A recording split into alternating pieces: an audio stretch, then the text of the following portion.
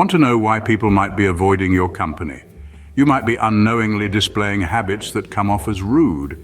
Hi everyone, welcome to MindBlend. The way we conduct ourselves in social situations or our social etiquette plays a crucial role in how others perceive us. It's the lubricant that smooths our interactions, helping us avoid awkward clashes and misunderstandings. But sometimes, despite our best intentions, we might be guilty of habits that others find off-putting. These habits can strain our relationships, hamper our personal growth, and even hinder professional opportunities. Today, we'll be uncovering the 10 habits you might be unknowingly exhibiting that can make you seem rude. By recognizing and addressing these habits, we can improve our social etiquette, foster better relationships, and create a more positive impression on others. So, are you ready to become a more considerate and appreciated individual? Without further ado, let's dive into these habits. Habit number 1, interrupting others, a surefire way to irritate anyone you're conversing with. It's a common scenario. You're in the middle of a conversation and before you can finish your thought, someone jumps in and takes the floor. This habit, often unintentional, can come off as rude and disrespectful. It sends a clear message that the interrupter's thoughts are more important than yours. Why does this seem rude, you ask? Well, it's simple.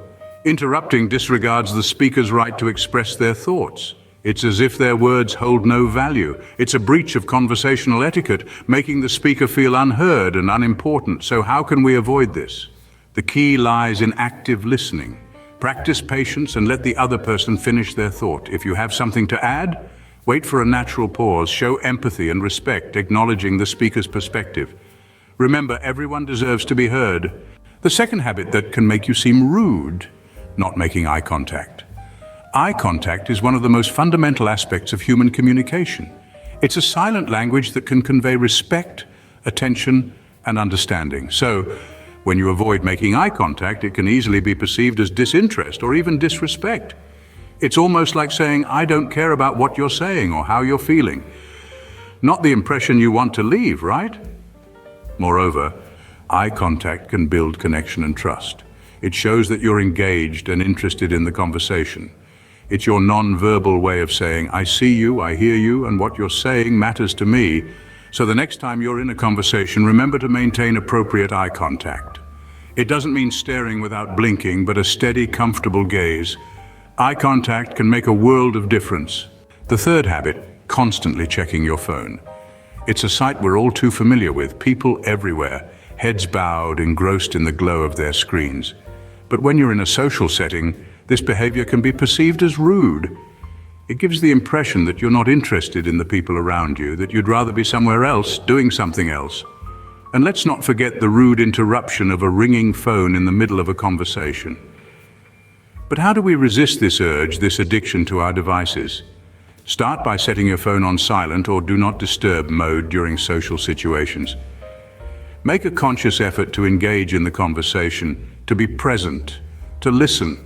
Remember, there's a world outside your screen that's waiting to interact with you. Giving your full attention shows respect. And in today's fast-paced digital world, a little respect can go a long way. Habits 4 and 5, ignoring boundaries and personal space. Let's delve into these two interconnected habits, shall we? Imagine this. You're at a social gathering and someone you've barely met is standing just a tad too close for comfort. Or perhaps someone keeps butting into your personal matters uninvited. How does that make you feel? Uncomfortable, right? That's because they're crossing boundaries and invading your personal space. Respecting boundaries, both physical and emotional, is a fundamental part of social etiquette. It's about understanding and acknowledging that everyone has their own comfort zone. When these boundaries are ignored, it can make people feel disrespected and uncomfortable, leading to strained relationships. Similarly, personal space is just that. Personal. It's like an invisible bubble around each of us. Breaching this bubble without permission can seem intrusive and, yes, rude. So the next time you're interacting with someone, remember to respect their boundaries and personal space. It's not just about being polite, it's about showing empathy and understanding. Respecting boundaries is key to maintaining healthy relationships. Habits 6 and 7, being late and not apologizing. Now, these habits may seem small, but they can greatly impact how people perceive you. Let's start with being late. Punctuality is about respect. It shows that you value others' time as much as your own. Consistently being late can give off the impression that you think your time is more important than theirs. Now, we're all human and sometimes being late is unavoidable. But what can make this situation worse is not apologizing.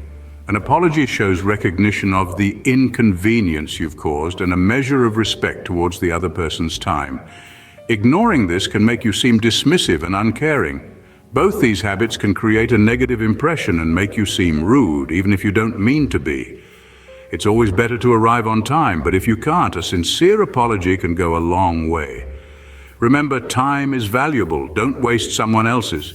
And finally, habits 8, 9, and 10, not listening, making negative comments, and not saying thank you. Let's delve right in with habit 8, not listening. This habit can be an absolute conversation killer. When you're engaged in a conversation, it's crucial to give your full attention to the other person. Failing to listen not only shows a lack of respect, but also signals that you're uninterested in what they have to say. To avoid this, make a conscious effort to actively listen. This means responding appropriately, asking relevant questions, and not interrupting.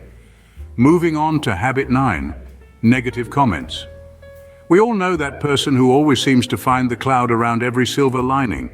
Consistently making negative comments can be exhausting for those around you and can come across as rude or inconsiderate. Instead, try to focus on the positive aspects of situations and express your thoughts in a constructive rather than destructive manner.